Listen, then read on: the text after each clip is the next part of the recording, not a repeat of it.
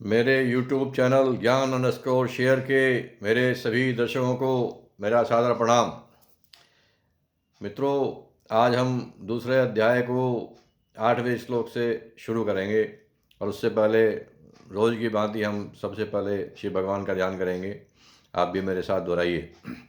ओम वसुदेवसुतं देवं कंसचाणूरमर्दनं देवकी परमानंदं कृष्णं वंदे जगद्गुरुं यं ब्रह्मा वरुणेन्द्ररुद्रमरुतः स्तुवन्ति देव्यै स्तव हि वेद हि साङ्गपदक्रमोपनिषद हि गायन्ति यं सामगाः ध्यानावस्थितद्गतेन मनसा पश्यन्ति यं योगिनो यशान्तं न विदुः सुरगणाः देवाय तस्मै नमः। ओम श्री परमात्मने नमः। मित्रों, कल हमने दूसरे अध्याय का 7वां श्लोक तक पढ़ा था। उसी 7वें श्लोक को मैं पुनः रिपोर्ट करता हूँ क्योंकि वो बहुत महत्वपूर्ण श्लोक है। उससे पहले अर्जुन जो है करुणा से अभिभूत होकर पूरा विषाद से युक्त हो जाता है और उसको कुछ समझ में नहीं आता कि मेरे लिए क्या करना, युद्ध करना उचित है या युद्ध को त्याग देना उचित है। यदि वो ये देखता है कि मैं क्षत्रिय हूँ और क्षत्रिय के नाते इस युद्ध भूमि में मेरा कर्तव्य है धर्म की रक्षा करने के लिए युद्ध करना, तो उसे युद्ध करना उचित लगता है। परंतु जब वो अपने कुल की तरफ देखता है और देखता है कि उसमें सारे दोनों पक्षों में उसी के कुल के ही योद्धा हैं और इस युद्ध में निश्चित रूप से दोनों तरफ के लोग मारे जाएंगे, तो उससे वो कुलघाती भी होगा और उसे अपने कुल का विनाश करने वाला जो पाप है, उसकी वजह से जो पाप है उसका भी वो पाप का भी भागीदार होगा। और उससे ये भी लगता है कि मेरे कुल का नाश हो जाएगा क्योंकि पुरुष सब मारे जाएंगे और स्त्रियां जो हैं वो दूषित हो जाएंगी, तो मैं वर्ण संकर का भी कारण मैं बनूंगा, ऐसा वो सोचता है। और इसी सब पशुओं पे इसमें पड़ा होकर वो बिल्कुल उसके शरीर में करुणा से, अत्यधिक करुणा की वजह से उसमें कायरता आती है। मित्रों, कई बार हम समझते हैं करुणा हर परिस्थिति में अच्छी गुण है, परंतु हर परिस्थिति में ये सद्गुण नहीं है। यदि युद्ध भूमि में करुणा आपको आ रही है तो ये आपका गुण नहीं है, अवगुण है। क्योंकि यदि एक सेनानी या एक सिपाही अगर युद्ध भूमि में करुणा करेगा तो फिर वो दुश्मन को के ऊपर गोली नहीं चला पाएगा। तो उसी हालत में अर्जुन भी है और वो डिसाइड नहीं कर पा रहा है कि मेरे लिए क्या सही है क्या नहीं है। और उस करुणा की वजह से, अत्यधिक करुणा की वजह से, भविष्य की चिंता की वजह से वो उसको पसीने आने लगते हैं और उसको लगता है कि जैसे उसकी सारी शक्ति क्षीण हो गई है। गांडी उसके हाथ से खिसकने लगता है और उसके हाथ पैर कांपने लगते हैं, त्वचा जलने लगती है। तो इन्हीं सब कारणों की वजह से बिल्कुल वो परेशान होकर और भगवान के पैरों में वो गिर पड़ता है, सरेंडर कर देता है कम्प्लीटली। तो मित्रों, जब कभी ऐसी परिस्थिति आती है कि जब हमें कुछ भी नहीं सूझता, हमें भिन्न भिन्न विचारों से हमारा अंतर्मन जो है वो कंफ्यूज हो जाता है बिल्कुल, तो हमें ईश्वर की शरण में चले जाना चाहिए और ताकि वही हमें दिशा दिखाते हैं। और वही अर्जुन ने भी किया। इससे हमें यही शिक्षा मिलती है कि अगर टोटली कंफ्यूज हो, कहीं भी कोई रास्ता नहीं मिल रहा, तो आखिर में भगवान तो है ही। और उसी चीज़ को, क्योंकि अर्जुन वैसे ज्ञानी था, वो नर नारायण के रूप में पहले वो नर रह चुका है पूर्व पूर्व जन्मों में, तो एक साधारण मनुष्य नहीं है और इसलिए वो ईश्वर की शरणागति में चला जाता है। और वो कहता है कार्पण्य दोषोपहत स्वभाव पृच्छामि त्वाम धर्म सम्मूढ़ चेता यस्य अशात निश्चितं ब्रूहि तन्मे शिष्यस्ते हम शाधिमां त्वां प्रपन्नम। हे भगवान, मैं जो है करुणा से अभिभूत हुआ। कार्पण्य दोषो उपहत स्वभाव है, मेरा जो स्वभाव है वो करुणा ने हाईजैक कर दिया है, करुणा से अभिभूत हो गया है।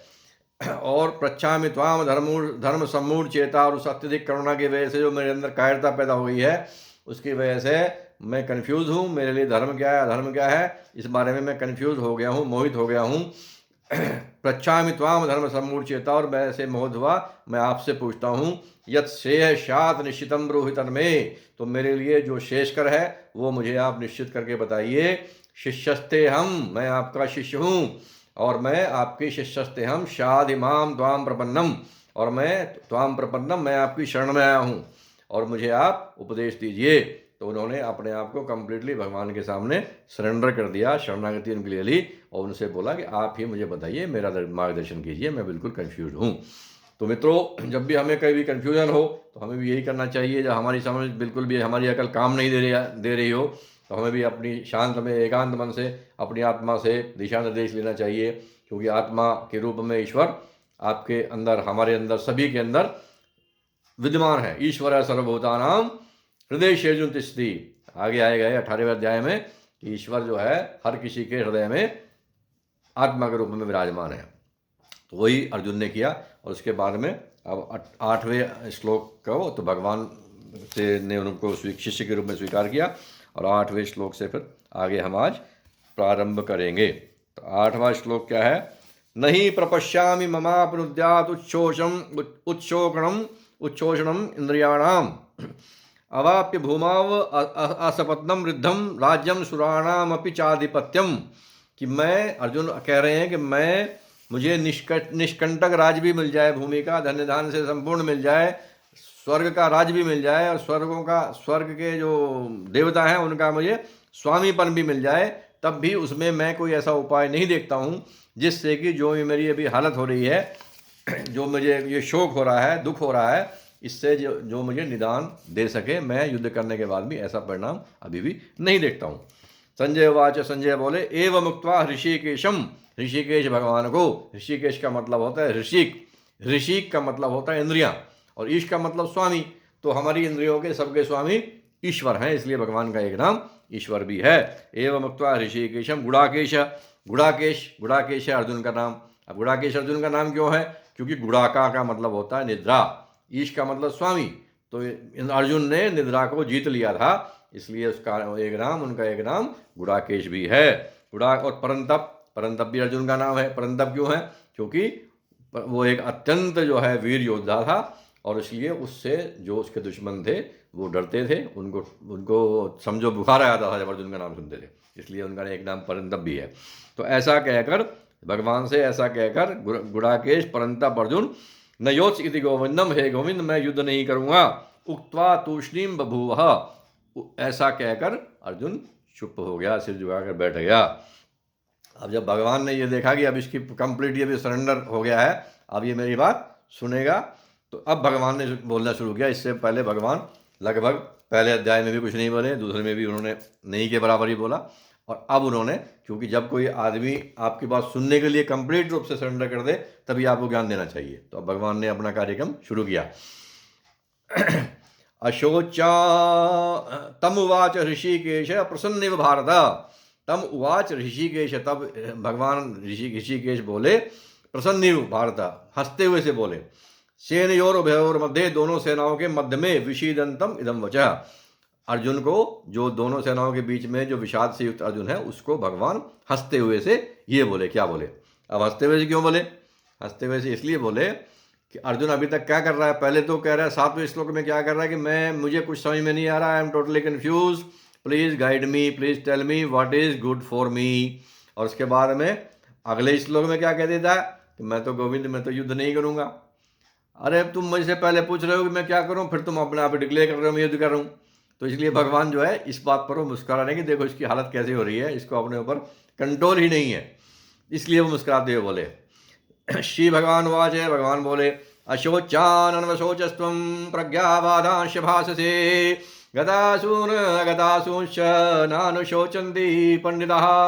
पंडितः मतलब ज्ञानी, कि जो पंडित होते हैं वो जो चले गए मतलब मर गए, और जो नहीं मरे उन दोनों के लिए चिंता नहीं करते, शोक नहीं करते। अशोचान, लेकिन तुम क्या कर रहे हो?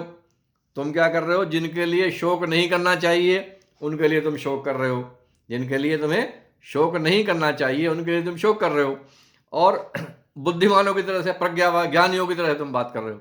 तो ऐसे हंसते हुए भगवान उसको बोले। न त्वेवाहं जातु नासं न त्वमने मे जनाधिपाः न चैव न भविष्यामः सर्वे वयमतः पुरम्। न तो ऐसा ही है कि मैं किसी काल में नहीं था, न तो एव अहम जातु नासम, न मैं कभी किसी काल में नहीं था, ऐसा नहीं है। न त्वम न इमे, न तुम ही कि किसी काल में नहीं थे, और न ही ये जनाधिप मतलब राजा। न चैव न भविष्यामः सर्वे वयमतः परम, और न ऐसा ही है कि इससे आगे हम सब नहीं होंगे। तो इस श्लोक में, क्योंकि हम सब हैं कौन? हम सब बेसिकली आत्मा है। तो आत्मा की जो नश्वरता है, अविनाशी है आत्मा, उसी चीज को वो बता रहे हैं कि हम सब पहले भी थे, अभी भी हैं, आगे भी रहेंगे। देहिनोऽस्मिन् यथा देहे कौमारं यौवनं जरा तथा देहान्तरः प्राप्ति धीरस्तत्र न मुह्यते। जैसे जीवात्मा की इस देह में, जीवात्मा की इस देह में, जीवात्मा में नहीं, जीवात्मा की इस देह में बालक पर जवानी और वृद्धावस्था होती है, वैसे ही अन्य शरीर की प्राप्ति होती है, उस विषय में धीर पुरुष मोहित नहीं होता। तो मित्रों, जो हम ये सोचते हैं कि हमारी आत्मा निकल के मरने के बाद कहीं और चलेगी, तो आत्मा कहीं नहीं जाती है। केवल हमारा सूक्ष्म शरीर ट्रांसफर होता है दूसरे शरीर में। आत्मा अविनाशी है, आत्मा सर्वगत है, आत्मा स्थाणु है। आत्मा में ऐसा नहीं है कि मेरे अंदर एक आत्मा अलग से पड़ी हुई है और आपके अंदर एक अलग से आत्मा पड़ी है। आत्मा को आप ऐसे समझिए जैसे कि पूर्ण आकाश के नीचे मैं भी बैठा हूँ, आप भी बैठे हैं, दूसरे भी बैठे हैं। तो जैसे पूर्ण आकाश हम सब को एक ही प्रकार से उपलब्ध है, वो सब के लिए सेम है,